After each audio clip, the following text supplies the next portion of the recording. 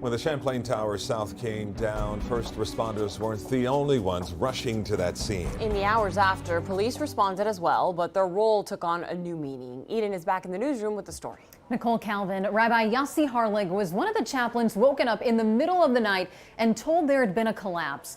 Now, a year later, his work with the Surfside victims continues. There's no right or wrong. Everyone is dealing with it differently. Complicated feelings come with grief. Some family members I talk to now tell me it's getting more difficult. One person said that actually he feels bad he doesn't have the pain that he had a year ago.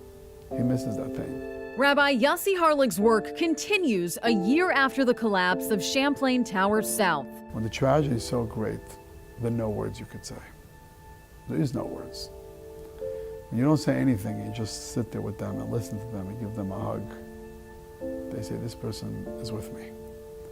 And that's all we did. The rabbi is one of 10 chaplains with the Miami-Dade Police Department, all called out to the scene just hours after the towers fell. Couldn't believe my eyes, seeing a part of a building completely down. While processing what was happening, families began seeking him out. A man is standing there crying to me, and he says his son is 21 years old, and he just went to that building that night because he was going to a funeral the next day.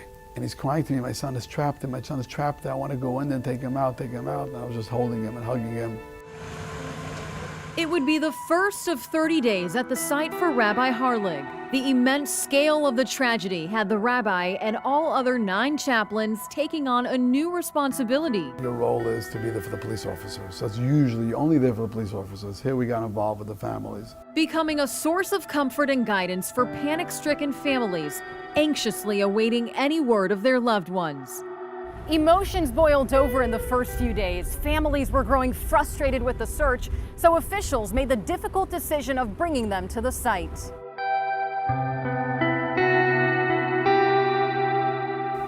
And as soon as they came on, I still remember till today, a lot of family members were screaming.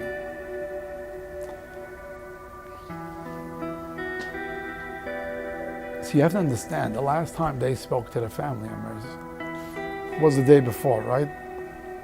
And 1:20, they're all sleeping in bed. And 1:23, they're in a pile. There were tears, hugs, prayers, and then came an understanding. At that point forward, the energy in the room was, we're all in it together. In the days following, Rabbi Harlig helped first responders identify holy items and recover bodies according to Jewish belief. We were there to make the prayers, and we were there to kind of guide them how you treat it. And he was also there for family notifications. And these are things you can't redo a second time. To do it the right way, to do the notification the right way, to do a funeral the right way. Now, a year later, both families and first responders are still reaching out. You realize it's important that not only to be there for them when, this tragedy is happening that month, but these people need maybe even more help throughout the year to be the support and love.